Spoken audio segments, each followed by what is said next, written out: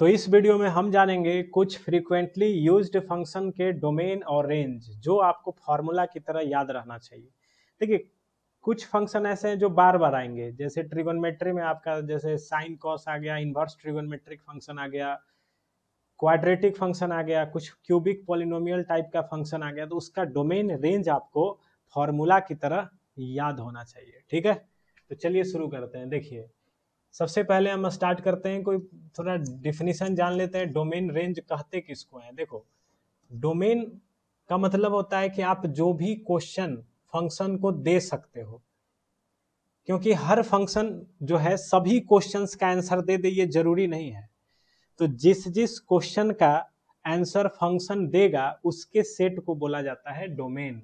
यानी domain is the set of question, और इसके द्वारा जो आंसर दिया जाएगा उसके सेट को हम बोलते हैं रेंज।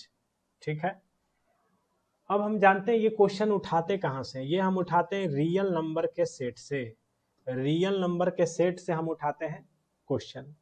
तो रियल नंबर से ही कंपेयर करना है क्वेश्चन देने का। जब भी आपसे पूछा जाए इसका डोमेन क्या है, तो देखना यह है कि रियल नंबर में कौन कौन सा नंबर ऐसा है जिसपे फंक्शन क्वेश्चन दे आंसर देने में असमर्थ है। तो उन सारे क्वेश्चनों को हम साइड करेंगे। ठीक है, तो चलिए याद करते हैं। सबसे पहले हमको याद करना चाहिए एक छोटा सा फंक्शन है। देखिए, एफ एक्स बराबर मान लो लिखा हमने 5। ठीक है, अब ये है कांस्टेंट फंक्शन। तो कांस्टेंट फंक्शन का डोमेन होगा ऑल रियल नंबर, क्योंकि आप इसको कुछ भी क्वेश्चन रियल नंबर में से कोई नंबर दे दीजिए, ये कभी अनडिफाइंड नहीं होगा, क्योंकि इसका आंसर तो फिक्स है पहले से ही 5। तो इसका डोमेन हो जाएगा कांस्टेंट फंक्शन का आर। और इसका रेंज का बात करें तो देखिए, इसको आप कुछ भी दे दो, आंसर हमेशा 5 ही दे रहा है। तो कोई भी रियल नंबर के बावजूद ये आंसर 5 दे रहा है, तो इसका रेंज क्या हो जाएगा? सिर्फ और सिर्फ 5 आएगा इस ब्रैकेट में। ठीक है, तो कांस्टेंट फंक्शन का domain all real number, range जो नंबर लिखा होगा वो। दूसरा फंक्शन की ओर बढ़ते हैं। ये पहला, दूसरा देखिए, दूसरा है आपका लीनियर फंक्शन। ऐसे रहेगा ax प्लस बी। तो लीनियर फंक्शन के बारे में समझिए कि x के जगह कुछ भी रखो यहाँ पे। ठीक है, x के जगह कोई भी रियल नंबर रखो, क्या ये कभी अनडिफाइंड होगा? तो बिल्कुल नहीं। अनडिफाइंड कब होता है? जब बटा में 0 आ जाए तब अनडिफाइंड होता है, रूट के अंदर माइनस आ जाए तब अनडिफाइंड होता है। लेकिन यहाँ तो आप सीधे सीधे रखोगे कोई भी रियल नंबर तो आंसर कुछ ना कुछ दे ही देगा। तो इसलिए इसका डोमेन क्या हो जाएगा? All real number. Linear function का उदाहरण भी लिख लेते हैं, जैसे 2 माइनस 3x है, y बराबर 2 माइनस 3x। तो इसका डोमेन क्या हो जाएगा? All real number. अब इसके रेंज की बात करें तो देखिए, इसके रेंज का मतलब होता है y का वैल्यू। अब तुम देखो, y के जगह तुम कोई भी रियल नंबर रखो, सपोज कि वो रियल नंबर r है, तो देखोगे कि कोई भी नंबर के लिए x का मान निकाला जा सकता है। ठीक है, r अगर कोई भी नंबर है तो 2 को इधर भेज के 3 को भाग में करोगे तो x का मान निकल जाएगा। तो y के हर एक रियल नंबर के लिए कोई ना कोई x अवेलेबल आ जाएगा। तो इसका मतलब ये हो गया कि आप y के जगह कोई भी रियल नंबर ले सकते हैं। y मतलब रेंज, आंसर, क्योंकि उसके लिए कोई ना कोई क्वेश्चन मौजूद है। तो इसीलिए इसका रेंज भी क्या हो जाएगा? All real number. तो लीनियर फंक्शन का डोमेन और रेंज क्या होता है? All real number. सिंपल सा है। अब अगर आपसे पूछा जाए एफ एक्स बराबर एक्स, इसको बोलते हैं आइडेंटिटी फंक्शन। जो क्वेश्चन वही आंसर। तो चूंकि ये भी लीनियर है तो इसीलिए इसका डोमेन और रेंज भी वही हो जाएगा। इसका डोमेन हो जाएगा ऑल रियल नंबर, रेंज भी क्या हो जाएगा? All real number. ठीक है, तो ये एक छोटा सा फंक्शन था। बढ़ते हैं आगे। देखिए, अगला फंक्शन है आपका 1/x।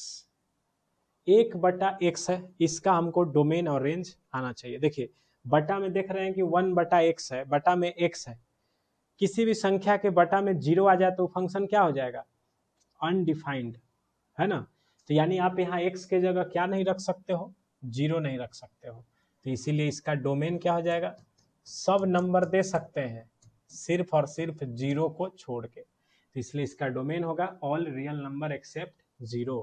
इसका रेंज का बात करें, सेम इसका रेंज भी वही होगा, मतलब इसमें आंसर के रूप में कभी जीरो आ ही नहीं सकता है, क्योंकि जीरो के लिए x का कोई मान यहाँ नहीं निकल पाएगा। जैसे अगर आप 1/x बराबर 5 लिखते हो तो आप यहाँ से x का मान 1/5 ले आओगे। इसका मतलब ये हुआ कि 1/5 का आंसर ये फंक्शन 5 दे रहा है। लेकिन अगर आप 1/x को जीरो के इक्वेट करोगे तो भाई यहाँ से तो x का कोई मान नहीं निकलेगा, क्योंकि एक में कोई भी संख्या से भाग करके जीरो नहीं लाया जा सकता है। इसीलिए इसका डोमेन और रेंज सेम टू सेम आ गया, all real number except zero. अब इसी के आधार पे आपसे ऐसे सवाल पूछेगा 1/x - 3, तो बटा में है, ये जीरो नहीं होना चाहिए, हमने पढ़ा ये जीरो नहीं होगा, तो इसका डोमेन कितना हो जाएगा, ये जीरो कब हो जाएगा, जब ये जीरो नहीं होना चाहिए तो x नॉट इक्वल टू 3, यानी यहाँ 3 रखने पे ये जीरो हो रहा है, इसीलिए इसका डोमेन क्या हो जाएगा, ऑल रियल नंबर एक्सेप्ट 3। ठीक है, तो अभी चर्चा करेंगे बटा में जब ऐसा है, तो फिलहाल अब आगे बढ़ते हैं। ठीक है, अगला फंक्शन देखो f(x) बराबर x²। ठीक है, x² का बात समझ लेते हैं। देखिए x² है, किसी भी रियल नंबर का आप स्क्वायर तो कर ही सकते हो, बिल्कुल, तो इसीलिए x² के बारे में अगर आपसे पूछेगा तो इसका डोमेन हो जाएगा ऑल रियल नंबर, क्योंकि हम किसी भी नंबर का स्क्वायर कर सकते हैं, तो डोमेन होगा R।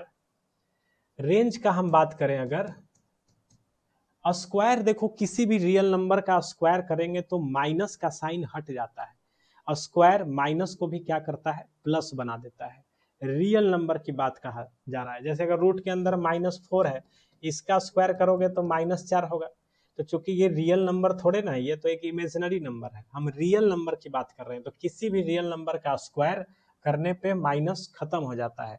तो x² जो आंसर देगा वो जीरो से शुरू करेगा और प्लस में इन्फिनिटी तक जाएगा, तो x² का रेंज क्या हो जाएगा, 0 से इन्फिनिटी। और ना सिर्फ x² का, बल्कि आपके पास x4 आ गया, x6 आ गया, जब भी इवन पावर करके जब भी x में पूछा जाएगा तो उसका डोमेन और रेंज यही रहने वाला है। ठीक है, अब देखो अगर आपसे पूछ दे इसमें, जैसे x² ही है, x² में आपसे 3 जोड़ दिया, अब बोलेगा अब इसका डोमेन बताओ, तो डोमेन तो अभी भी ऑल रियल नंबर। रेंज बोलेगा तो हम जानते हैं x² 0 से इन्फिनिटी होता है, 3 ऐड किया है तो हम भी दोनों तरफ 3 ऐड करके आंसर दे सकते हैं, 3 से इन्फिनिटी इसका रेंज हो जाएगा। ठीक है, तो ये था x² का। अब आ जाते हैं x³ के बारे में जानते हैं। देखिए x³ रहे या x5 रहे, ठीक है, या क्यूबिक में को पूरा का पूरा टर्म लिखा रहे, जैसे कि x³ - 2x² + 5x - 7, ये पूरा का पूरा लिखा हुआ है क्यूबिक पॉलिनोमियल। 5 डिग्री का भी पॉलिनोमियल आ गया, तो ऑड डिग्री का जो पॉलिनोमियल होता है, ऑड डिग्री पॉलिनोमियल, इसका डोमेन रेंज हमेशा R होता है, तो ये बात आपको बहुत काम आएगा। ऑड डिग्री वाले पॉलिनोमियल फंक्शन का डोमेन और रेंज दोनों क्या होता है, ऑल रियल नंबर। तो x³ हो, x5 हो या x³ में कंप्लीट क्या हो, फंक्शन हो, मतलब पॉलिनोमियल हो, तो वो फंक्शन का डोमेन और रेंज क्या आ जाएगा, ऑल रियल नंबर। बहुत सिंपल है। तो अब जानते हैं, जब हम कंप्लीट क्यूबिक का जान गए हैं तो कंप्लीट क्वाड्रेटिक का भी जानना बनता है, कि जब भी क्वाड्रेटिक नजर आए और ये अगर प्लस है तो मैक्सिमम इन्फिनिटी तक जाएगा, अब मिनिमम अभी हमने पढ़ा -d/4a, और ये अगर निगेटिव है तो शुरुआत ही -इन्फिनिटी से करेगा और मैक्सिमम जो है वो सीमित हो जाएगा कितना पे, -d/4a पे। ठीक है, तो ये क्वाड्रेटिक का रेंज निकालना। उदाहरण के लिए अगर हम बोले बताओ f(x) बराबर -3x² + 2x - 4, इसका रेंज क्या होगा, तो साफ साफ दिखाई दे रहा है x² के बगल में निगेटिव है, x² के बगल में निगेटिव है तो हम समझ गए कि ये मैक्सिमम वैल्यू सीमित हो जाएगा और मिनिमम माइनस में कहीं भी जा सकता है, तो -इन्फिनिटी से -d/4a।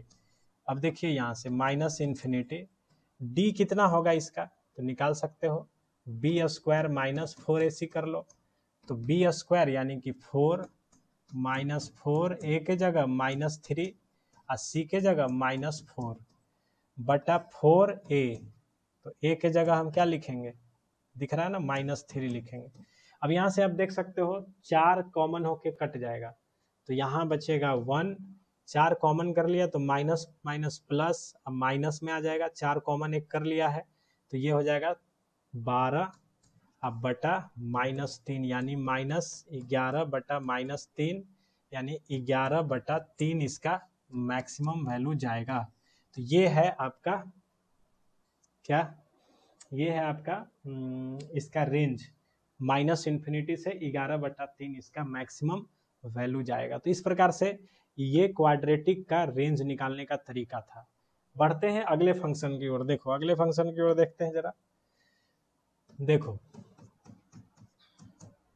अगला फंक्शन आ गया आपका x + 1/x, ठीक है।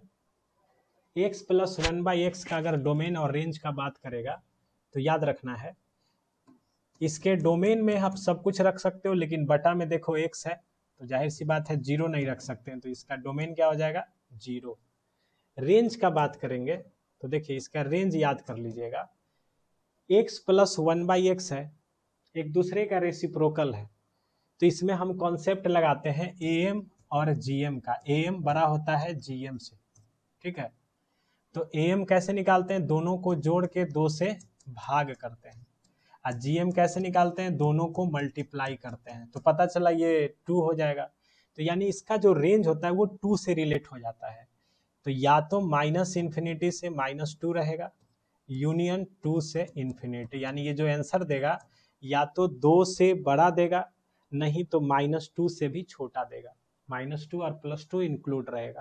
तो x + 1/x का रेंज और डोमेन ऐसा है। अब यही में अगर आपसे हम पूछते हैं fx = x² + 1/x², ये रहेगा, तो इस स्थिति में क्या करना है, एक दूसरे का रेसिप्रोकल है ही, तो इसका डोमेन फिर से बटा में x² है तो 0 नहीं लिख सकते, तो r - 0।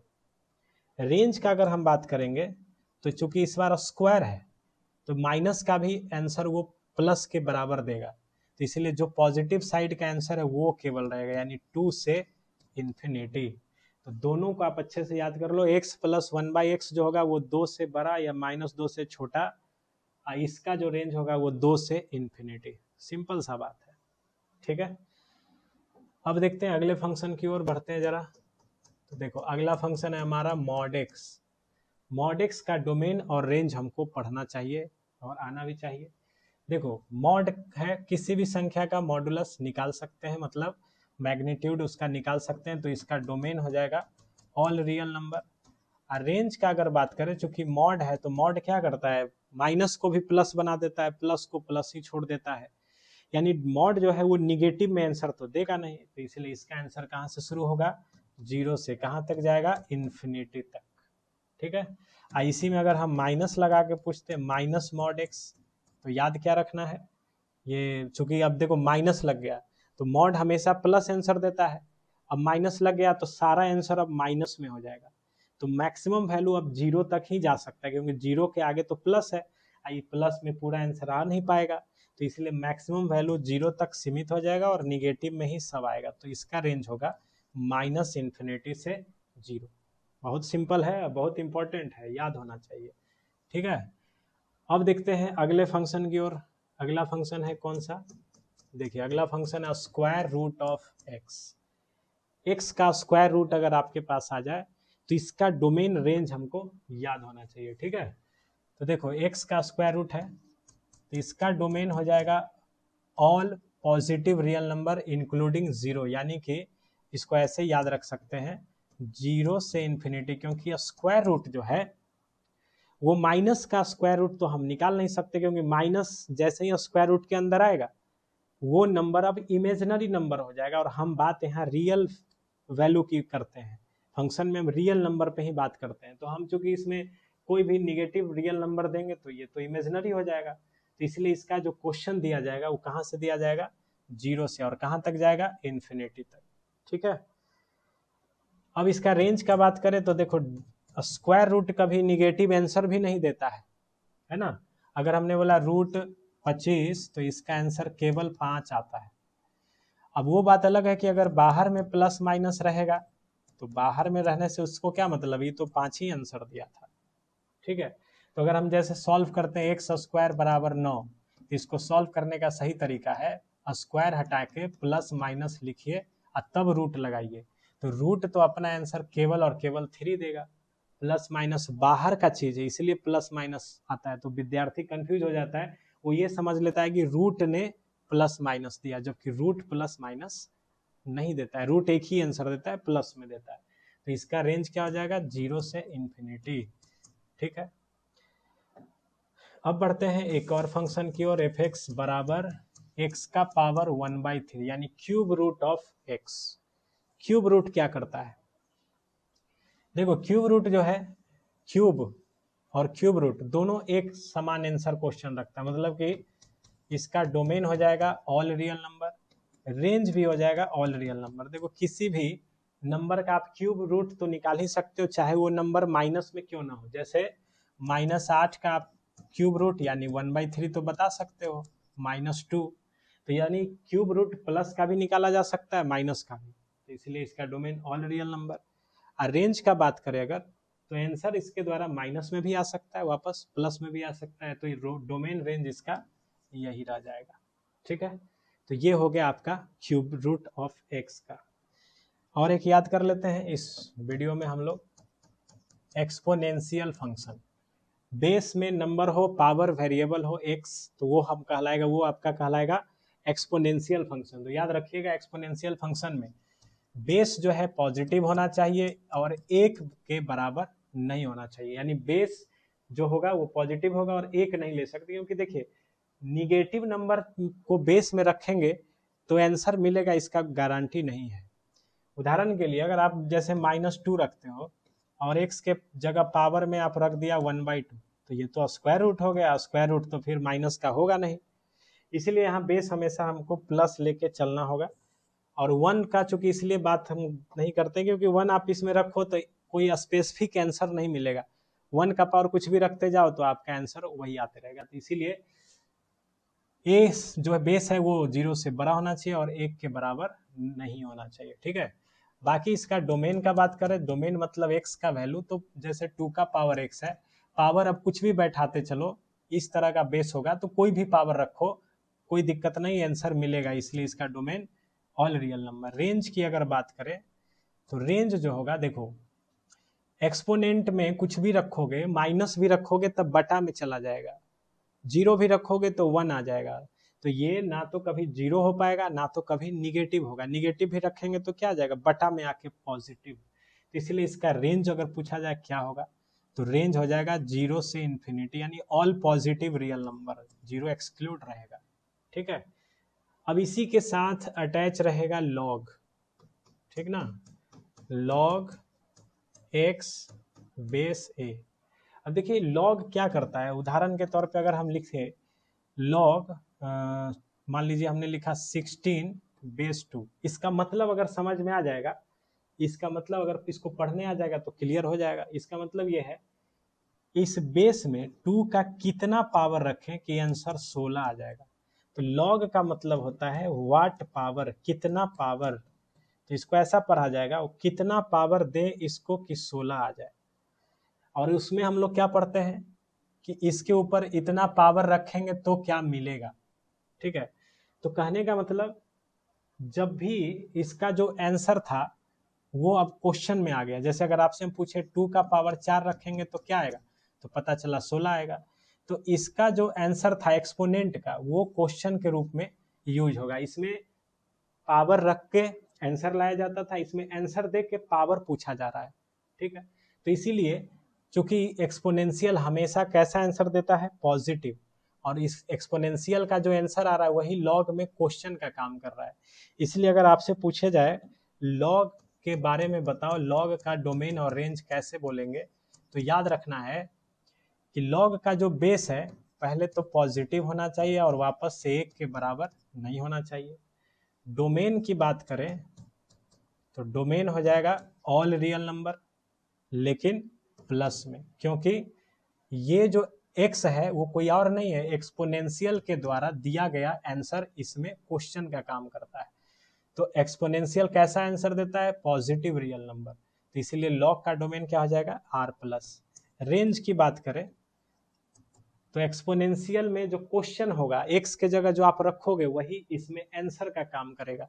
तो एक्सपोनेंशियल का डोमेन क्या था, ऑल रियल नंबर, पावर कुछ भी रख सकते थे, इसीलिए इसका जो रेंज होगा वो हो जाएगा ऑल रियल नंबर। तो लॉग का डोमेन पॉजिटिव और रेंज ऑल रियल नंबर, साथ में बेस जो है वो पॉजिटिव और एक को छोड़ के होना चाहिए। ठीक है, अगले फंक्शन की ओर बढ़ते हैं। जैसे देखिए आपके पास आ गया इंटीग्रल ग्रेटेस्ट इंटीजर फंक्शन, इसको हम बोलते हैं GIF ग्रेटेस्ट इंटीजर फंक्शन।